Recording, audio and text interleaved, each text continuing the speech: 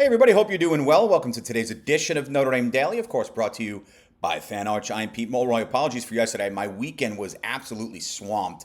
But it's good to be back with you on this Tuesday because Monday, as just so happens, Notre Dame had a massive day in the world of the transfer portal.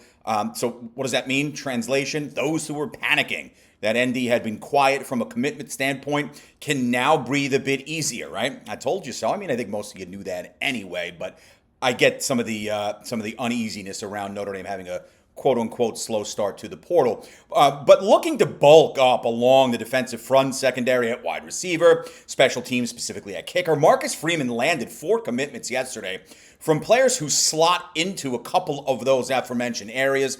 Keon Keeley, I think we all pretty much felt good about this one. Formerly of Alabama and an original Notre Dame commit, is going to head to South Bend for a reunion of sorts, I think we can say, along with Keeley. Former Oklahoma State and Colorado corner DJ McKinney, good-looking ball player. Michigan quarter Jaden Sanders and wide receiver Quincy Porter, who was a 5-star recruit out of high school before committing to Ohio State, rounded out what was an active and productive day for the blue and gold not some 24 hours ago. Keeley was playing incredibly well down the stretch for the Tide this season, and his athleticism along the defensive line is going to be a welcomed addition to a room that is immensely talented, sure, but relatively young.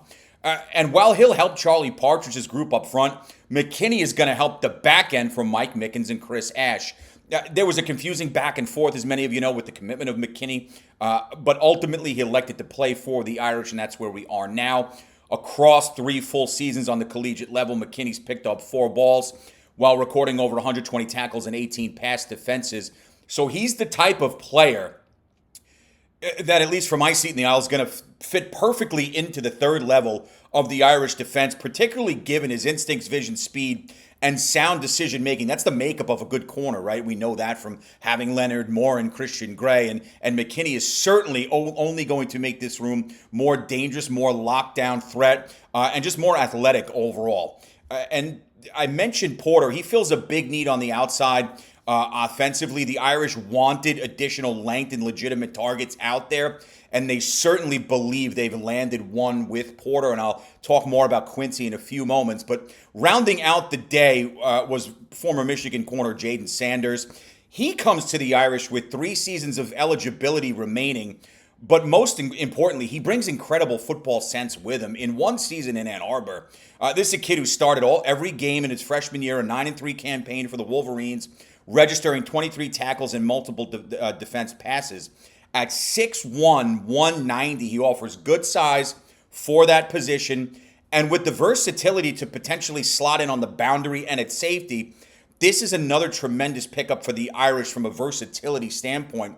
And quite honestly, with 3 years of time remaining, it's essentially like landing a highly sought commit from high school recruiting. You're going to have this kid on campus, you would think, for the next couple of years, which is great. It was a massive haul for the Irish to kick off the week.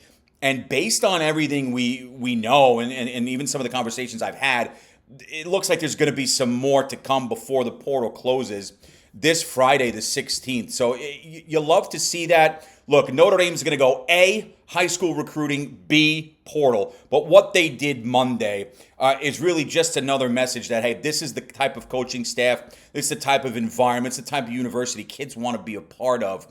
Even in the age of all this NIL and the portal stuff, Notre Dame is not still a draw. They've become a major draw once again. Mike Mickens, Marcus Freeman, obviously having much to do with that. So just transitioning out of that big day Monday, in addition to landing those guys, Notre Dame also learned that defensive lineman Armel Mukam, who originally entered the portal New Year's Day, is going to return to South Bend next season.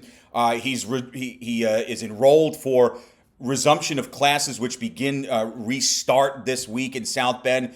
Back in the fold for an Irish team that's going to welcome all the talent and depth it can get defensively up front. He's a 3-star prospect out of Woodbury Forest in Virginia as part of the 23 Fighting Irish class, choosing Notre Dame over the hometown teams in Va Tech, UVA, and then Stanford, among other schools. This past season, 5 tackles and a forced fumble for a Notre Dame team that finished, as we know, 10-2. And while his playing time was minimal up front, he was a guy before announcing that he'd go to the portal who was factoring into the future equations before obviously hitting that open market. So his return to the Dome now presents Freeman, Ash, and Mickens with another athletic piece as the Irish defensive line starts to even more take form. Good incoming talent, headlined by Tiki Ola, Elijah Golden, along with the excitement of having a loaded arsenal, and they really do out on the edge, makes this defensive front a rising force. You couple that with the aggressive, chaos-causing scheme that Partridge is going to bring aboard, it should be an exciting group to watch next season and beyond, and I truly mean that. They're good, and they've got the athletes up there and the sense to just create something really special. We know how good under Partridge many of those pit defensive lines were, and they preach chaos, chaos, chaos, and get in the backfield, get after the quarterback. You're going to see a lot of that schematically from Notre Dame next season. Mookham's addition, or re-addition, if you want to say that, is certainly going to be a key piece to that success. The kid's talented, and it's good to have him back specifically at that position up front. And when you talk about bringing in talent on the outside, just to focus on Ohio State for a second, we know that OSU's receiving depth chart has tons on it. And for Porter, he felt it best to explore greater opportunity elsewhere. And, you know, with the Notre Dame perspective, even with vets in Greathouse and Faison atop the depth chart, this is a young man at 6'4", 215, who's going to have an incredible opportunity to become a feature target of C.J. Carr. You think about what he was playing behind at Ohio State, Carnell Tate, obviously Jeremiah Smith. That doesn't mean a kid's not talented, but those are two future first-round picks in the National Football League. So you don't want to get too carried away with this get in the portal yet, but for me, this is exciting for an Irish team that was very much, as we know, in the market for additional playmakers, not just for depth, but for steady and immediate production, which I think you're really going to get here from Porter. We know what the Irish have outside, even in addition to Jaden and Jordan. The returns of Micah Gilbert, Cam Williams, Elijah Burris, Jerome Bettis Jr., all talented guys.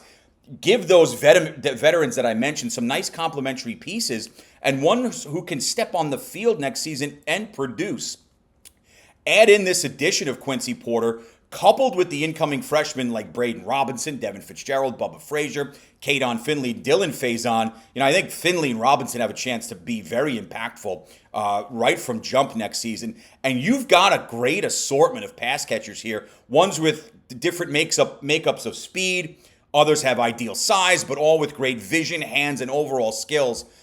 Not to mention, incoming freshman tight end Ian Premer could be another guy who was used very early in this Notre Dame career. So much like we're seeing the future of the D-line up front, we're starting to see that take shape on the outside with the wide receiver and pass-catching unit as a whole. Overall, bringing aboard a player like Porter, one who was a major target out of high school, and adding him to a talented position on the depth chart only makes this offense more lethal.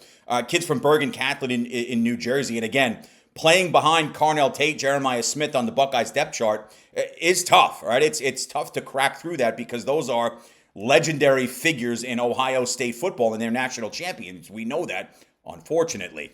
Now going to another legitimate championship contending squad where he should, again, get a damn good opportunity to show just how talented he is. You should be pumped, and it's okay to be pumped about this one as a Golden Domer fan. Big Monday for Notre Dame. The get of Quincy Porter is right at the top. And I'll wrap with some notes today on a couple more former members, ironically enough, of Kalen DeBoer's Crimson Tide as defensive end linebacker.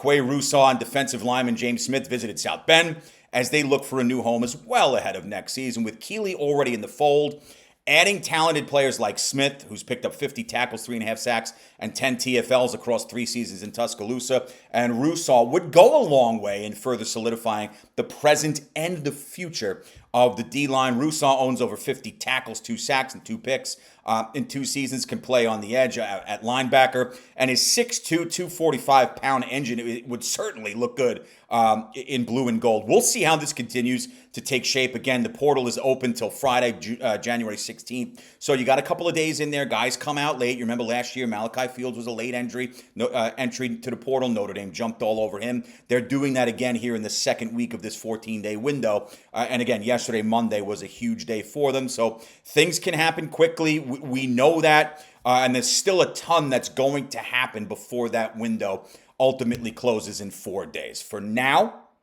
Have a great rest of yours. I'll see you all tomorrow. And as always, go Irish.